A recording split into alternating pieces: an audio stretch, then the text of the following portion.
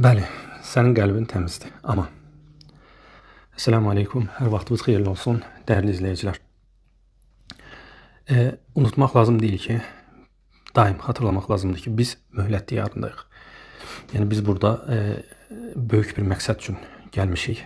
Rəbbimiz bizi bura yaratmaqda, bura göndərməkdə bir qayəsi var. Ona görə əsas bu məsələni unutmaq lazım deyil.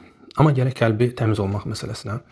Qəlbi təmiz insanların ən xeyirlisi Peyğəmbərimiz Muhammed, ona Allahın salavatı və salamı olsun, dövründə peyğəmbərlik missiyası, peyğəmbər olmamışdan qabaq dövründə tanınmış, öz əməli ilə, öz əxlaqı ilə insanlara olan xoş töhfəsi ilə tanınmış ən xeyirli insanlardan biridir. Peyğəmbərlik verilənə qədər demək olar ki, istisnasız bütün insanlar ona böyük sayğı və hörmət göstərmiş və onu ən gözəl insan kimi, ən təmiz qəlbli insan kimi tanıyıblar.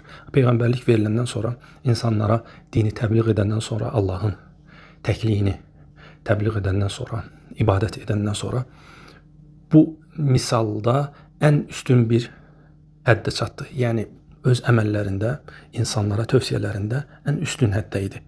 Yəni, əmr olunmuş məsələlərdə ən yaxşı əməl edənlərdən biri idi. Əgər namazı insanlara tövsiyə etdisə, namaz qılanların ən yaxşısıydı. İnsanlara sədəqə verməyi tövsiyə etdisə, insanların ən yaxşı sədəqə verənlərindəndir və ilaxir. Və buna misal daha çox çəkmək olar. Lakin bu yeri deyil. Və bununla yanaşı Peyğəmbərimizə əlavə fərz ibadətlər buyurulmuşdu. O gecələr durub gecə namazları qılınırdı ki, halbuki o heç bir müsəlmana fərz deyil, vacib deyil. Amma ona vacib idi. Onun seçimi yox idi bu məsələdə. Və onu ən gözəl şəkildə edirdi və hətta onun əmr olunmuşdan artığını belə edirdi. Hətta ayaqları şişirdi və hətta tövsiyə olunurdu ki, niyə belə edirsən ona olan qayğıdan, rəhmətdən. O deyirdi ki, istəmirsiniz ki, mən Rəbbimə şükr edən bəndələrdən olum, qullardan olum. Və belə, yəni qəlbi təmizlərin ən üstünü, ən xeyirlisi Peyğəmbərimizdir və o da insanlıq üçün bir nümunədir. Və dediyimiz kimi, yəni ona baxmayaraq ki, hamıya 5 namaz əmr olunub, amma ona daha artıq əmr olunmuşdu. Daha çox yükdən yüklənmişdi. Həm mənəvi olaraq, həm maddi olaraq.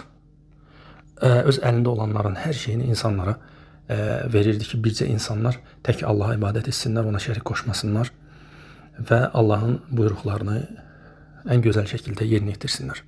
Baxın, yəni biz iddia etdiyimiz kimi tam təmiz qəlbli ola bilmərik.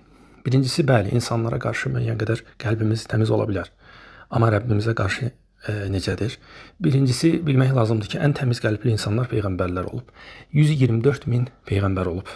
Bunlar ən təmiz qəlbli insanlardır ki, Allah Teala insanların qəlblərinə baxıb ən layiqlilərini peyğəmbər olaraq seçib. Əgər bizlərdən birimiz peyğəmbər deyiliksə, deməli biz o təmiz qəlblilər sırasına daxil deyilik. O 124 minin içində deyilik biz. Deməli, biz ən təmiz qəlblər deyilik. Qəlblərimizdə qüsurlar var. Rəbbimizdən deyirik ki, qəlblərimizi öz sevmədiyi bütün nöqsanlardan uzaqlaşdırsın və daim özünə bağlı olanlardan içsin. Özünü üstün tutub, yəni təkəbbür göstərən və səcdə etməyən iblis oldu. Yəni bizim misalımız ona bənzəməsin. Bax, Allah Teala bizə əmrlər verib. Biz əgər o əmrləri yerinə yetirməsək, onda biz Rəbbimizə qarşı böyük bir nankörlük göstərmiş olaraq və bu da Rəbbimizə qarşı olan qəlbi heç də təmiz saxlamaz. Və belə deyək, əgər qəlbimiz təmizdirsə, niyə Allahın əmrinə qarşı çıxır? Əgər qəlbimiz təmizdirsə, bu qəlb nəyə görə Allahın əmrinə qarşı çıxır? Bu sualdır, bu sual barədə düşünmək lazımdır və buna cavab tapmaq lazımdır. Və həmçinin nəyə görə Allahın vədi səni narahat etmir? Bəli, qəlbin təmizdir, çox gözəl. Və necə deyərlər, bu qəlbi təmizliyə görə təşəkkür olunur daim. Lakin nəyə görə sənin o təmiz qəlbin Rəbbinin vədinə görə narahat deyil? Çünki Rəbbinin vədi var. Kitab göndərib, elçi göndərib, xəbərlər verib ki, qarşıda böyük bir fəlakət gözləyir insanlığı. Böyük bir hesab var, mükafat var və cəza var.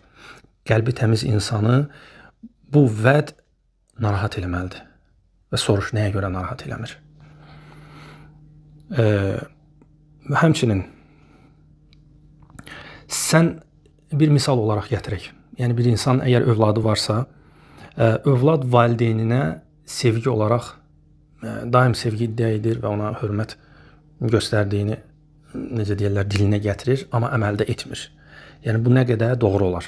Yəni əməldə sevgini göstərməyən övlad nə qədər sözündə, iddiasında doğru olar? Allaha çəkilən təbii ki, misal ən uca misaldır, sadəcə başa düşülsün deyə. Eləcə də, yəni bir insan əgər Allahın əmri var deyə eşidib də ona itaat etmirsə, ona baş əymirsə, onunla maraqlanmırsa, o nə qədər itaatkardır və nə qədər ona qarşı səmimidir qəlbi, nə qədər təmizdir ona qarşı. Necə deyirlər, itaatsiz təmiz qəlb sadəcə gözəl ad qoyulmuş bir günahdır. Təkrar edirəm. İtaatsiz təmiz qəlb sadəcə gözəl ad qoyulmuş bir günahdır və başqası deyil. Bunu yadda saxlamaq lazımdır. Və sənin itaatin özünə lazımdır. Əslində Rəbbimizə bizim itaatimiz lazım deyil. Bizim özümüzün Rəbbimizə qarşı olan münasibətimiz bizim özümüzə əsasən lazımdır. Rəbbimiz sadəcə bu hala sevinər. Qulun ona qarşı olan şükranlığından Rəbbimiz sevinər. Bu ona xoşdur. Amma əksi isə ona heç bir zərər verməz. Onun mülkündən heç bir şey əksiltməz. Və son olaraq demək istəyirəm ki, qəlb insanlara qarşı əgər təmizdirsə, onda Rəbbinə qarşı da təmiz olmalıdır və onun yəqinliklə vədinə inanmalıdır və iman gətirməlidir. Bu halda qəlb doğrudan da təmiz olar. Əgər ona uyğun əməl edərsə, yəni Rəbbimizin əmrlərini yerinə yetirərsə və bilmək lazımdır ki, yəni Rəbbimiz öz vədinə heç vaxt xilaf çıxmaz. Yəni dediyi sözü heç vaxt əməlsiz buraxmaz və mütləq yerinə yetirər.